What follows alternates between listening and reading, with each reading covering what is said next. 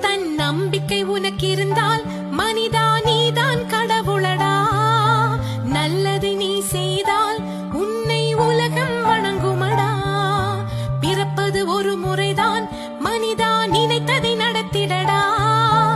இறப்பது விடுமுறைதான், நீ இங்கு அதற்குள்